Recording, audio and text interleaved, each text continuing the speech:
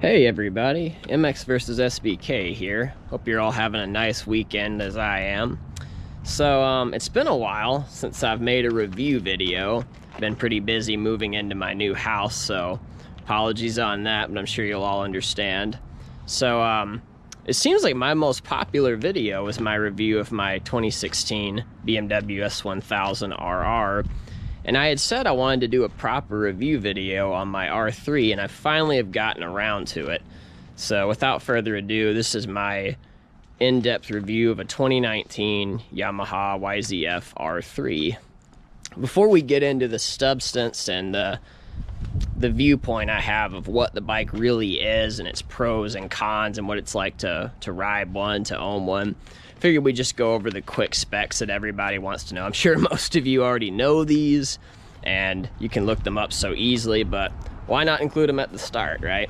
So for 2019, the Yamaha R3 got a pretty big update. New bodywork and new suspension are the highlights, but basically it just became a much more aggressive, pointed sport bikey type machine rather than just an entry-level beginner bike, kind of cosplaying as a sport bike, if you will. But here's the quick take. So 321cc parallel twin engine. This is the ABS model, and the ABS model has a $5,299 MSRP. We now have LED headlights, which, boy, do they look nice. A big one in this class is having an inverted fork. Most of them have the right side up cheapy pogo forks. They actually put some proper KYB forks on here. Not only do they look awesome, they actually work very well. Those are 37 millimeters. 21 millimeter lower clip-on style bars. As you can see, they are risen up. I mean, this still is more of an entry-level bike. You don't want to have the full-on aggressive straight-up clip-on right off the tubes and the stanchions, but they are lower than before, and they do give you a fairly pointed riding style. Anyway, the claimed curb weight is 375 pounds, and I do want to mention that that is 7 pounds heavier for this, the ABS model. That the ABS modulator and the plumbing adds 7 pounds to it. One everyone's going to want to hear is the power figures. So the claimed horsepower is 42 horsepower. Claimed torque at the crank is 21.8 pound-feet. And as far as the actual rear wheel dyno figures, I'm getting mine from Cycle World. They're very reputable, of course. I'm getting 36.7 horsepower at the rear wheel, and that's at 10,700 RPM. So goes without saying, this is a very rev-happy machine. The actual rear wheel torque is 19.8 foot-pounds. So you're only losing 2 foot-pounds with the parasitic drivetrain loss. The horsepower is more in line with normal, going from 42 to 36.7. Top speed, I see a lot of different claims, but I'm just going to tell you what I've seen myself. It's about 100. I weigh about 170 pounds, and when I'm fully tucked on flat highway and I'm willing to just stay pinned forever, I've seen about 100 miles an hour being possible. The 0 to 60 miles an hour is coming in at 5.2 seconds. That's the consensus I've seen online. That seems to come in about with what I've experienced myself. And that's about it for the just basic numbers of this bike, to sum that up. And I figured it'd just be a fun comparison to talk about some claim numbers with cars I would consider to be in punching weight of this bike. The 2019 Mazda MX-5, a car we all know and love, that hits 60 miles an hour from a dead stop in 5.7 seconds. So that's pretty competitive. It's about a half second slower. The 2019 Toyota GT86, which is another fantastic entry-level sports car, that's hitting 60 miles an hour in 6.5 seconds. So that's more than a second slower to 60. Now, obviously, that's showing that that's not a very fast car, that straight line performance isn't really the strong suit of that machine. We all know that pretty well. But I think what's more to be taken out of that's how impressive this bike is to hit 60 that quickly with so little power. It's really efficient. And keep in mind, that's a $30,000 car. This bike, even with ABS, is $5,300. The insurance is so cheap, the tires are cheap, and this is running on 87 octane fuel. I mean, you can't really seem to do much better than that. So that's what I would consider this, though. Usually the 250s and 300s were beginner bikes. I look at this as being a small displacement sport bike. It's a proper machine. I've been riding for years.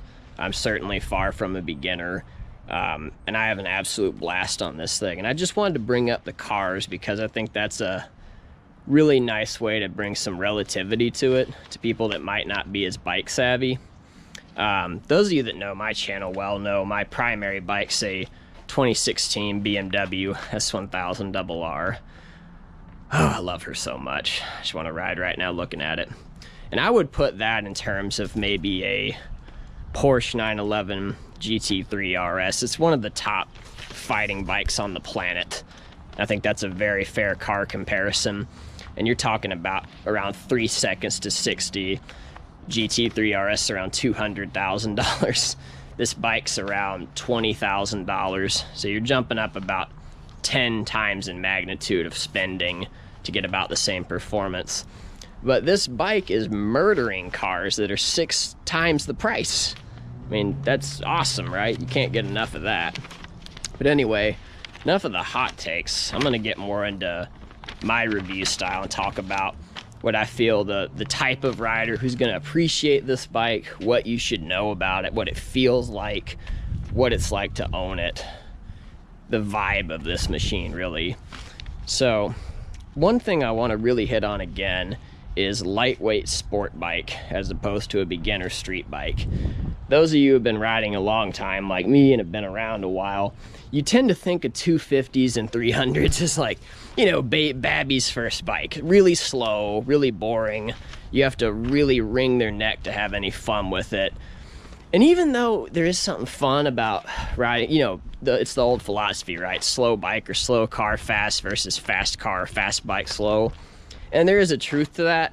But I mean, I remember riding an old school Ninja 250 and it was, to me, it's a great machine, but it didn't do anything for me. It felt very sterile, very spongy, very numb. And obviously there's not a lot of performance. This thing is sharp. This bike handles so well, I can't believe it. Despite having a slightly spongy rear shock, this thing is so pointed. You can slam it into turns, you can drag knee easily. These are stock tires, and there's basically nothing left on there, just the tiniest bit. And keep in mind, it's winter right now, it's cold. And I'm getting it that far over with no effort on sketchy back mountain roads. So that says a lot for the chassis of this machine. And again, if you want to think about this in car terms, think Subaru BRZ, think Mazda MX-5, maybe even Honda S2000, and those are high praises. Those are amazing cars, especially the S2000. It murders the BRZ. Don't tell them that. They don't like that.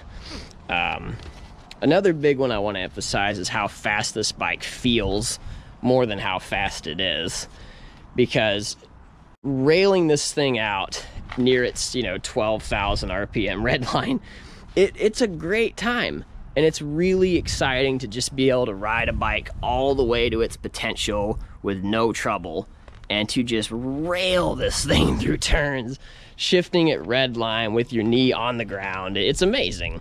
And this bike is bone stock. We haven't done a single thing to this machine because so far it hadn't needed it. I've looked at some of those kits, the Velocity Stacks, the Yoshi exhaust, and you can do a lot for a little money to this, so definitely something to keep in mind. Another one thing I want to point out is, despite being a sporting machine and incredibly fun, is the efficiency, utility, and practicality of this bike. It's a comfortable bike to ride 2 up. Your girl will have no problem riding, or your guy, whatever, have no problem riding on the back of this thing. It's comfortable, it's got plenty of power to take another person around the city, and it's sprung fairly soft.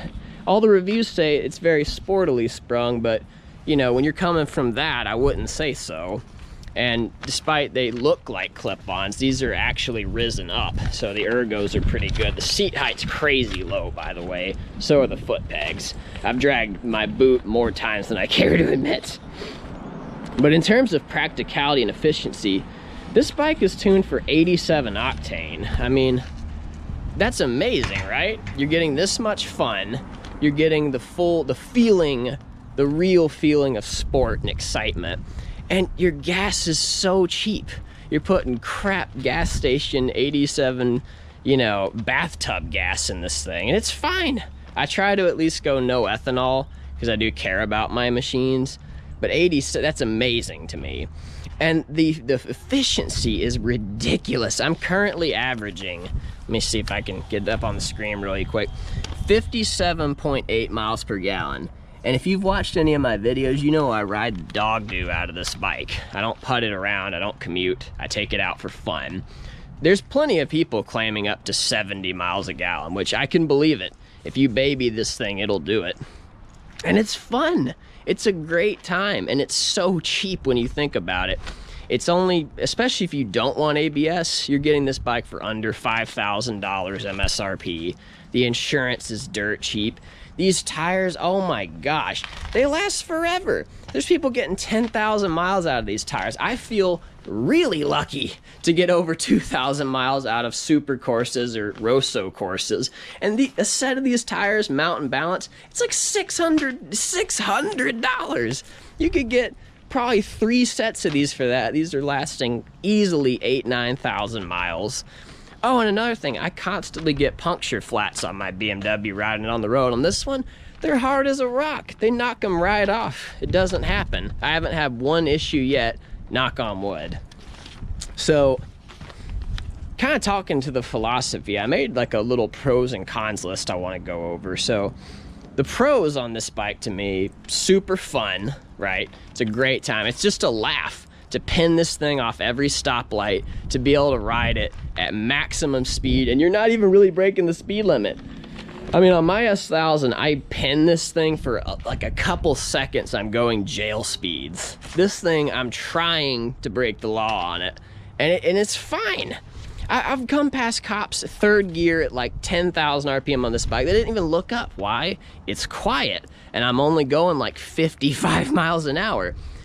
On this bike at 10,000 RPM in 3rd gear, I'm going, I don't know, 150 miles an hour, and it sounds like a jet engine taking off. This sounds like a really pissed off lawnmower. And I mean that in a good way. I'll let y'all hear it in a second. It's not a bad sound. Other pros, for a entry-level sport bike, it's really handsome. It's fantastic looking. I get compliments on it all the time.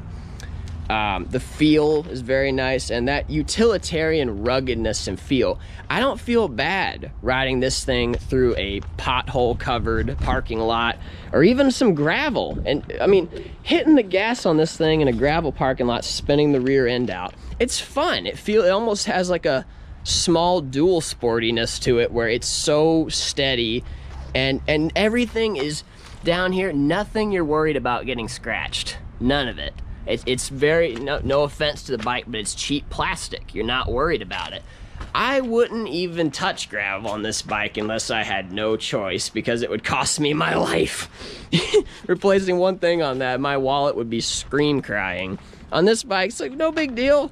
You know, it's got a mud guard. I mean, it's just, look at that. It's not gonna matter. It's okay, you know? So the tires, the gas, the suspension. I mean, shoot, I've hit train tracks and gotten a little bit of air on this bike. It didn't even care. How many sport bikes can do that? Not many. Most of them are very much garage queen status, and you have to be so careful with them. So I'm gonna mildly hit some cons with this bike, and that's a good sign to me, is how few I have. So if you're a big bench racer, if you like going to the bar and bragging about horsepower, no one's gonna be impressed. You're like, yeah, this makes 42 horsepower. You know, some guy's gonna go, oh, my GoPed makes that. You're like, man, you know, yeah, man, my 3K Civic with a few simple mods will trash you, bro, you know. So bench racing's probably not gonna happen too well with this. The other one is the sheer outright pace. Since I have the unique perspective of my primary bike being one of the cutting edge super bikes, I'm fine that it's just not that fast. It feels fast and it's fun. That's plenty for me. But if it's your only bike and you're thinking about going out there and max wristing it and going 150 and, you know, well, also you're doing what I do on my channel, I'm just not reckless, you know, yeah, that's not gonna happen. It's fast, but the minute you fall out of the power, you're gonna get dogged by a bike with some torque and some horsepower. So that is what it is. It makes you a better rider for not having that safety net though of the power. So the rear shock's a bit spongy. Honestly, if this was my only bike and I wanted to do track work with it, I would just ditch it and put a new shock in. It's not gonna cost that much and it's gonna help it out. It's perfectly fine for street Rossieing, but if you wanna go 10/10 and you weigh more than about 150 pounds, you probably need a new rear shock. Let's see. This one surprises me. I haven't heard the big review houses talking about this, but these are the only two real problems I have with this machine. And one of them's totally circumventable, is the ABS. I hate the ABS on this bike. I love the bike, but I have no problem telling you, I think the ABS system on this bike sucks. Not trying to be too harsh, but you might say, well, MX versus SVK, you're spoiled. And you know what? You're right, I'm spoiled. But it just has terrible feel. I don't know if any of you have been in like a cheaper sports car and had the ABS and TC kick in. It's just awful, like pumping, buzzing, just cuts all the power, cuts all the fun. It's a total killjoy, right? That's exactly what this system feels like. Way before I'm gonna really break loose, it's pumping the brakes, it's taking control away from me, it's messing up my apexes.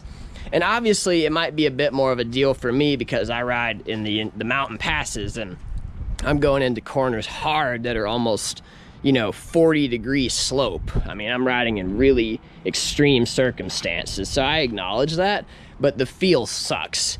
This bike over here, my S1000, is the complete opposite. It's got all the electronics. It's ABS. I never even notice it kick on, and I know it does, because I'll go from third gear to first coming into a turn, knee pretty much on the ground, you know, boo, boo, boo. The ABS light, I never even notice it flash because it's seamless. Whereas on this bike, it kicks on all the time, and it's way over the top. It's hardcore nanny state paranoid. And the other thing, on this bike, if I want to, I got one button right here, ABS and DTC. I cut it all off, right? Turn it off. I don't want it. If I want to skid and send myself into a graveyard, I have the right. This bike, I can't do anything about it. The only way I can turn it off is if I literally went in and pulled a fuse. I don't even know if that would do it, but that might be a small consideration. But if you're experienced, my recommendation, don't get the ABS model. If you're new, get it, it'll save your life. But if you're new, you're probably not gonna have any thoughts on feel. It's gonna stop you from locking up. But again, if you're experienced, skip the ABS. It's a lot more money, it's 7 pounds of weight, and if you ride fast, you're probably not gonna like it.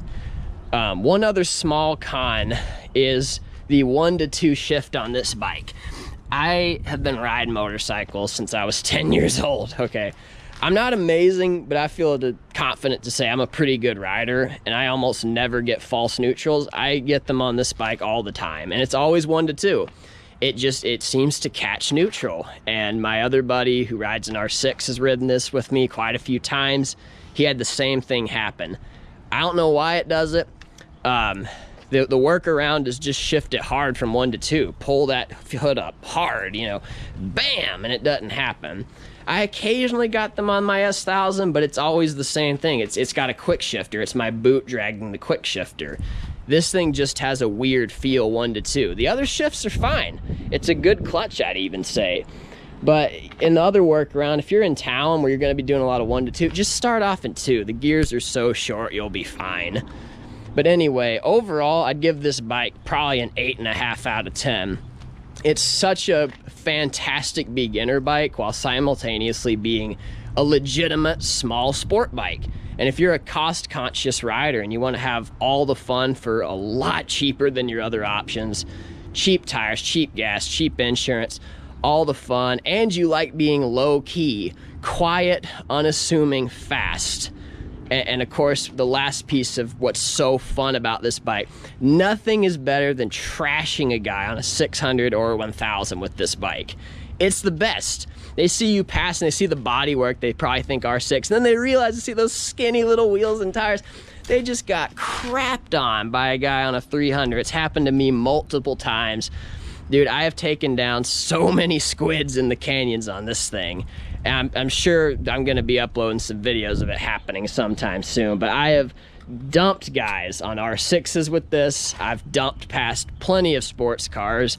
I guarantee you when I see your average Mohawk toting 1000cc wannabe racer out there, it'll be no problem because I actually ride for real. There's so many guys that just have powerful bikes because, well, I'm a grown man, I've got some money, and you know, and there's the ego. I'm a man, I need 1000. Like, dude, look, I love thousands. You guys know that. There's nothing wrong with it. But if a 300 guy can destroy you in the twisties and you were actually trying, you should get an R3 and get good yourself.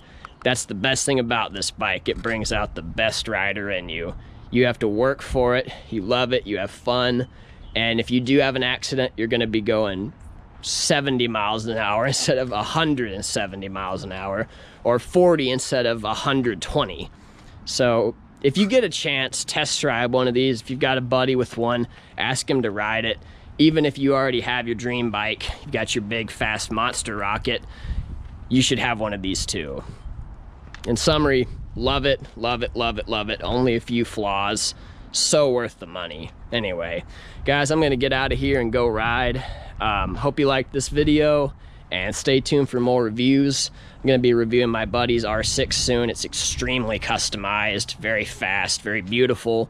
Pretty much all the bodywork, carbon, all the upgrades. You're gonna love it, and plenty of riding videos to come. So thanks again, and make it a good day. MX vs SVK out.